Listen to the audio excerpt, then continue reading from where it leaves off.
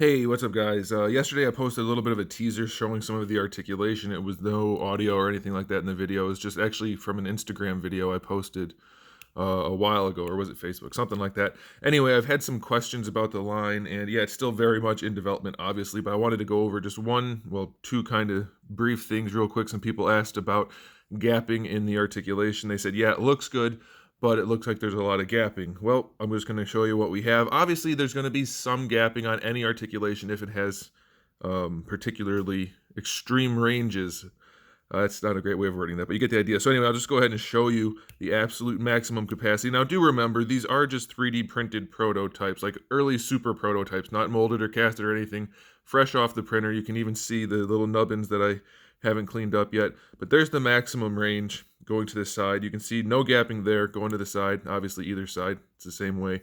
And so here's the thing. When you have a double ball peg, you use one of the bottom ball peg for the main amount of range, and then the top one for adjustments. So let's bring it all the way forward using the bottom ball peg, and that has the top leaning back. So you can see there's absolutely no gap there. Obviously, you can use that top ball peg for adjustments, and that will lift it up to give you that kind of a gap, but that's something you cannot have. I mean, there's going to be some gapping some way, somehow, if you use the extent of the range. So you can see that's leaning all the way back with the top adjusted forward. If you adjust it back, it will lift it up and give you a little bit of a gap. But you can see you still have the absolute full amount of range with essentially no gapping. And if you do that little bit of an adjustment right there on that top ball peg, you end up with no gapping. So that's really about as good as it can get as far as eliminating gaps. Obviously, you can make gaps show up, but I mean that's about as little a gap as you could basically achieve. So that's the naked one with the nipples, and then we also have this one. There's also a lot more coming, but this is what we have to show so far. So this one is basically the same situation. It is the same. It still has a ball peg, double ball peg in there. Do I have one handy that I can grab? Maybe I do. Well, I can show you. Here's an example of the inside of that other torso. So the ball peg goes in there, and then this cavity is where the range comes from.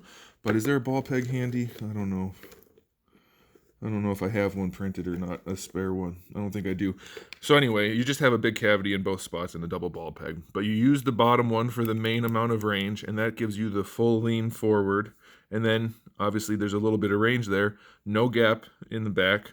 And if you use that little extra bit of adjustment, you can create a tiny gap in the back. And that's mostly just because of the way I wanted this design to look. If I brought that down in the middle, obviously I could hide the gap even more, but I would rather keep the aesthetic and not worry about that tiny little gap that you can create if you're trying to. But if you're not trying to create the gap and if you're trying to hide it, you won't have any gap. Same thing for the front. It can lean all the way back, no gap at all. If you do that little bit of adjustment, yes, you can lift up a little bit of a gap, but that's just the nature of articulation. And same thing for the sides as the other one, basically no gapping at all. No matter what you do to it, you can't really make it show a gap.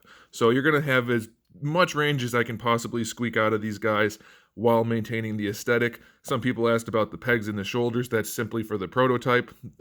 Assuming everything goes according to plan, the shoulders will be insert molded. So that means the hinge is set in place and then the shoulder is molded around it. So the shoulder will have no pegs showing, anything like that. And then the last thing, so this ended up being more than two things, but I kind of got carried away. The last thing I want to talk about, a lot of people have asked about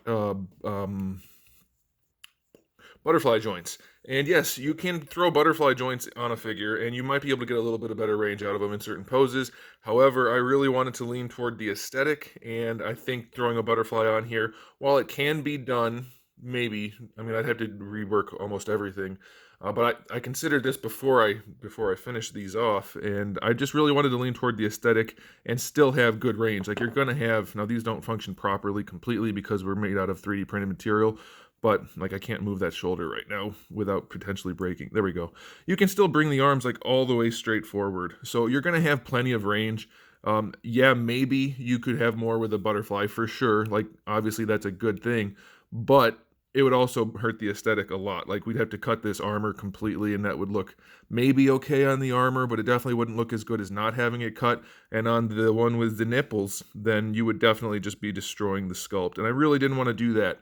So maybe down the line, we end up with some designs where I can work in a butterfly joint more naturally. But as of right now, this one and this one, and then we have three three other torsos, something like that. At least three upper torsos. Some of them reuse these parts, but some of the parts. But they just, I didn't want to cut up the designs, and you'll see as I start to have more to show you guys that, at least as far as I'm concerned, I think it's worth it for the aesthetic. And of course, you guys can let me know what you think, but I don't think I'm going to be changing that, at least for this first batch of figures. Like I said, maybe down the road we'll get butterfly joints worked in.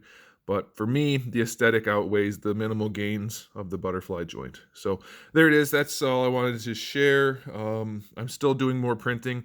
I'm doing more molding and casting, and there's just a whole lot of development to work on before I even get to the stage of finding a factory to produce these, and then we can do the Kickstarter from there. So yeah, we're a little ways out still. Believe it or not, it's a lot of work to make an action figure line all by yourself. So there's still a lot more to do, but a lot more to come, and you guys should keep your eyes open. But I wanted to talk about these a little bit more in detail since there was quite a bit of interest when I made that post, or when I showed that video yesterday. So there it is, guys. Thanks for watching. Stay tuned for this stuff. Follow Rival Collectibles on Facebook and Instagram, and I'll keep posting some stuff here to keep feeding you guys, that's not the word, funneling you guys from here to there so you can stay up to date on that kind of stuff. And there it goes. Also, I'm filming on my phone, so hopefully it worked out. I don't know if I was in center the whole time, but I think you probably got most of the gist of it. So there it is, guys. Thanks again. I'll see you next time.